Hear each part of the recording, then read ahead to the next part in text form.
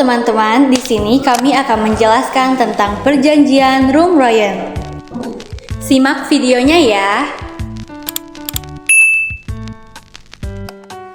Kami akan menjelaskan mengenai perjanjian Room-Royen, mulai dari apa itu perjanjian Room-Royen hingga dampak dari adanya perjanjian Room-Royen tersebut. Perjanjian Room-Royen merupakan perjanjian antara Belanda dengan Indonesia untuk menyelesaikan beberapa masalah mengenai kemerdekaan Indonesia sebelum diadakannya KMB. Perjanjian ini dimulai pada 14 April 1949, kemudian ditandatangani pada 7 Mei 1949 di Hotel Des Indes, Jakarta, di bawah pengawasan UNCI atau United Nations Commission for Indonesia. Perjanjian ini diberi nama Perjanjian Room-Royen karena nama perjanjian ini diambil dari nama perwakilan negara Indonesia dan juga Belanda, yaitu dari Indonesia Muhammad Rum, dari Belanda Dr. J. Herman van Royen, yang akhirnya diberi nama Perjanjian Room-Royen. Perjanjian ini dilatar belakangi oleh beberapa hal.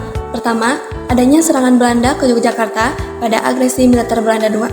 Kedua, berhasilnya serangan umum 1 Maret yang dilakukan pasca proklamasi kemerdekaan. Ketiga, Belanda menahan para pemimpin Indonesia yang kemudian menuai kecaman dunia internasional, terutama Amerika Serikat dan Dewan PBB. Tekanan dari luar negeri inilah yang kemudian membuat perlunya dilakukan perundingan antara Indonesia dengan Belanda. Perundingan ini dihadiri oleh beberapa perwakilan dari tiap negara. Dari Indonesia ada Muhammad Rum, Ali Sastroamidjojo, Dr. Lemina, Ratu Harhari, Insinyur Juanda, dan Dr. Supomo. Sedangkan dari pihak Belanda ada Dr. J. Herman van Royen, Dr. P. Jekot, Van Hoek Satendam, Blom, Jacob, Dr. Pan, Dr. Gede, Dr. Glieben. Selain itu, perundingan ini juga dihadiri oleh UNCI sebagai pihak penengah yang diketuai oleh Merle Cochran melakukan dari Amerika Serikat. Pada mulanya, perjanjian ini menemui jalan buntu karena kedua belah pihak bersikukuh dengan kemauan masing-masing. Akhirnya, UNCI sebagai pihak penengah mengusulkan Muhammad Hatta untuk hadir di pertemuan berikutnya, dan juga si Sultan Hamengkubuwono IX juga turut hadir karena kehadirannya sangat diperlukan untuk menegaskan posisi Yogyakarta. Pada tanggal 7 Mei 1949, kedua delegasi sepakat mengeluarkan pernyataan dari masing-masing pihak yang kemudian ditetapkan sebagai hasil Perjanjian Room-Royen. Isi dari Perjanjian Room-Royen: 1. Indonesia menghentikan perang gerilya. 2. Pemerintah RI akan menghadiri KMB. 3. Belanda menyetujui pengembalian pemerintahan RI ke Yogyakarta. 4. Angkatan bersenjata Belanda akan menghentikan semua operasi militer dan membebaskan semua tahanan perang dan politik. 5.